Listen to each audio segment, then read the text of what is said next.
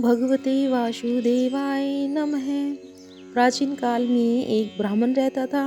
वह बहुत निर्धन था, उसको कोई संतान नहीं थी। उसकी स्त्री बहुत मलिनता के साथ रहती थी।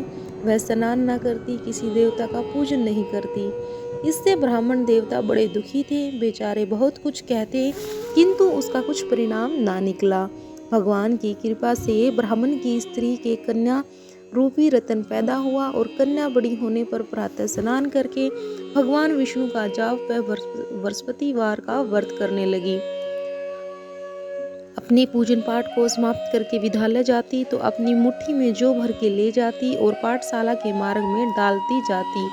तब ये जौ सवरण के जौ हो जाते और लौटते समय उनको बीन कर घर ले आती थी। एक दिन वह बालिका सूप में उस सोने के जौ को फटक कर साफ कर रही थी तो उसके पिता ने देख लिया और कहा, हे बेटी, सोने के जौ के लिए सोने का सूप होना चाहिए। दूसरे दिन बृहस्पतिवार था। इस कन्या ने व्रत रखा और बृहस्पति देव से प्रार्थना करके कहा, मैंने आपकी पूजा सच्चे मन से की हो तो मेरे लिए सोने का सूप दे दो। बृहस्पति देव ने उसकी प्रार्थना स्वीकार कर ली और रोजाना की तरह वह कन्या जौ फैलाती हुई जाने लगी। जब लौट कर जौ बीन रही थी तो बृहस्पति देव की कृपा से सोने का सूप मिला। उसे वह घर ले आई और उसमें जौ साफ करने लगी, परंतु उसकी माँ का वही ढंग रहा। एक दिन की बात है कि वह कन्या सोने के सूप में जौ साफ कर रही थी तो उस समय उस शहर का राजपुत्र वहां से होकर निकला और इस कन्या के रूप और कार्यों को देखकर मोहित हो गया तथा अपने घर आकर भोजन तथा जल त्याग कर उदास होकर लेट गया। राजा को इस बात का पता लगा तो अपने प्रधानमंत्री के साथ उसके पास गए और बोले कि हे बेटा, तुम्हें किस बात का कष्ट है? किसी ने अपमान किया अथवा और कोई कारण हो तो सो कहो, मैं वही कार्य करूँगा जिससे तुम्हें प्रसन्नता हो।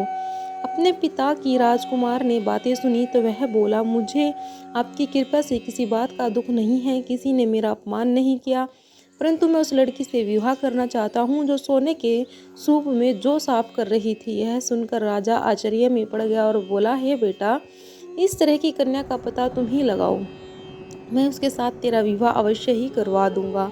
राजकुमार ने उस लड़की के घर का पता बतलाया।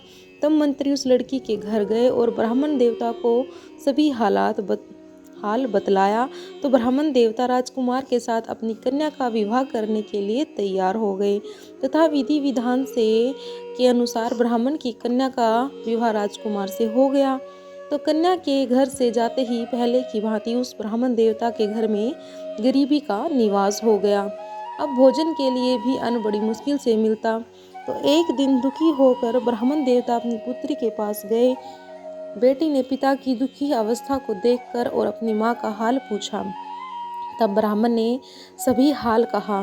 कन्या ने बहुत सा धन देकर पिता को विदा कर दिया और इस तरह ब्राह्मण का कुछ समय सुखपूर्वक व्यतीत हो गया।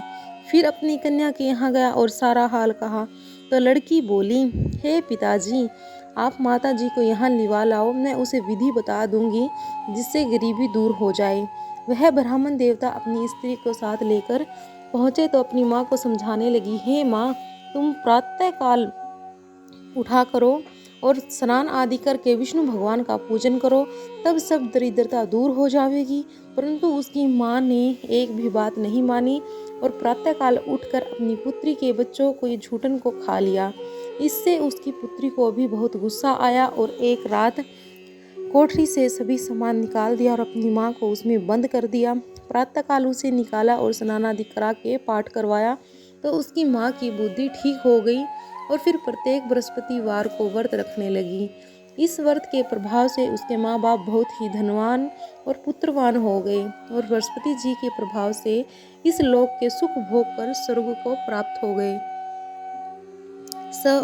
बोलो विष्णु भगवान की जय हो, बोलो बृहस्पति देव जी की जय हो। तो ये थी बृहस्पति देव की कथा। आप सबको यह कथा कैसी लगी कमेंट में ज़रूर बताएं और कथा सुनने के लिए धन्यवाद। अगर जो बृहस्पतिवार को व्रत रखता है तो धन धान्य से परिपूर्ण हो जाता है।